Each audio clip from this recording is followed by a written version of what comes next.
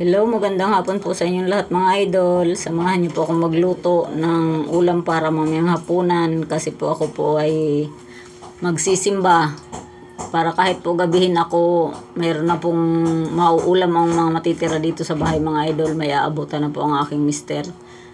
Nagigisa na nga po pala ako dyan mga idol ng sibuyas, bawang at mayroon pong konting tomato paste. Ginigisa ko po dyan yung batikulon. Yung balon-balunan po ng manok, pasensya na po kayo mga idol, hindi ko na umpisahan kasi nagbabak po kasi yung cellphone ko, parang malapit nang bumigay. Ayan po, kaya hanggang dyan lang po yung nabidyohan ko. Isa ko lang po yung mga idol dyan batikulon, inilagay ko na rin po ang ating manok, isang hita lang po yan kasi meron po ako dito sa bahay, isang hita ng manok at nakabili po ako mga idol ng konti rin na atay balon-balunan. Kaya igisa-gisa lang po natin yung mga idol. Pasensya na po kayo mga lods kasi ang ingay po kasi dito sa amin sa mga kapitbahay. Ganun pa rin naman po, naririnig pa rin. Ang daming nagpupukpuk. Kung ano-ano po. Kaya nag-voice over ako. Nahihirapan po talaga ako mga lods sa voice over. Gusto ko talaga po habang ginagawa ko ang nagsasalita ako. Yan, halo-haluin lang po natin yan dyan mga lods. Gisa lang po natin ng maayos kasi minsan po ang lasa ng ating niluluto nasa pagisa lang rin. Yan, nilagyan ko na po ng konting toyo. Konting toyo lang po talaga mga idol yan. At halo-haluin lang po natin muli para dumikit po ang kanyang lasa. Yan pong niluluto ko mga idol, hindi ko po alam kung anong tawag dyan. Basta ang mga niluluto ko po, alam kong lutuin pero hindi ko alam ang tawag. Basta sa panlasa ko po masarap. Ayun po.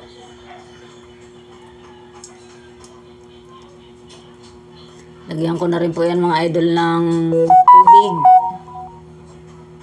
Para dyan na po natin palambutin ang manok at ang batikulon. Yan, at tatakpan ko po yan mga idol. Hintayin lang po nating maluto.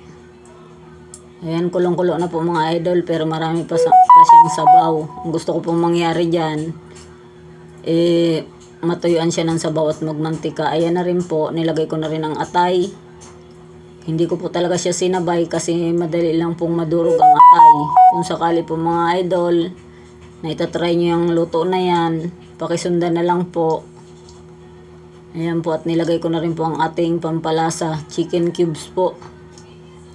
Hindi ko na rin po yan mga idol asinan kasi may konting toyo na po yan. Tsaka ang chicken cubes maalat na rin po. Tsaka may betchy na rin.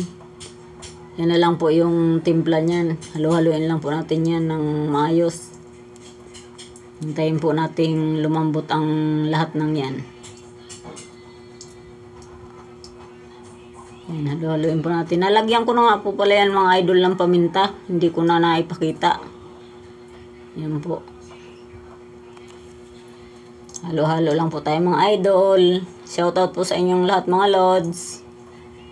Hindi ko na po kayo maisa-isa kasi hindi po ako ngayon nakapaglista. Yan, tikman-tikman rin po natin paminsan-minsan. Yan po, medyo konti na ang sabaw niya. Nilagyan ko po yan ng konting asukal pang balance po ng lasa niya mga idol. Haluin lang po muli natin. At hihintayin po natin talaga yung matuyo. Kasi pag ganyang mga luto po, hindi po ako mahilig sa marami pang sabaw mga lods. Gusto ko talaga nagmamantika yan. Ibubukod ko na lang po yung ulam ng aking mister. Ayan po, at nilagay na rin po natin dyan ang bell pepper. Tsaka po yung chili finger kasi kinuha ko na po lahat ang bunga ng chili finger. Kasi inamag po ang puno niya. Namatay siya, sayang naman po ang bunga. Kaya yan, nagamit na rin po natin dyan sa luto na yan. Yan, halo-haloin lang po natin mga idol. Halos, nandiyan na po ang lasa niyan. Okay na po yung lasa niya. Hintayin po natin matuyo yan mga lods. Sa mga kababayan po nating OFW, kumusta po kayo mga idol? Salamat po sa suporta niyong lahat. Ingat po tayo palagi. Ngayon po ay linggo. Have a blessed Sunday po sa inyo. Sa mga bago ko pong subscribers, Salamat po sa inyong mga idol at sa mga solid subscribers po, sa mga viewers po. Thank you po sa inyong lahat. Happy lang po tayo. Ayan po, nilagay ko na rin po dyan mga idol, ang green peas. At halos luto na po talaga yan. Halo-halo na lang po tayo. At pasensya na nga po pala kayo mga idol kung hindi po ako nakakapasok sa mga LS nyo. Sinasadya ko pong hindi pumasok doon. Kasi pag may ginagawa po ako, parang wala rin naman ako pagka hindi ako nakakapag-comment. Kaya bumabawi na lang po ako sa inyo.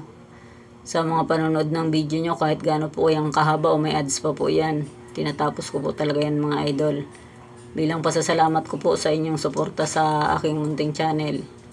Ayan, yan na po ang aking naluto mga idol. Maraming salamat po sa inyong lahat. Thanks for watching po. Again po, have a blessed Sunday.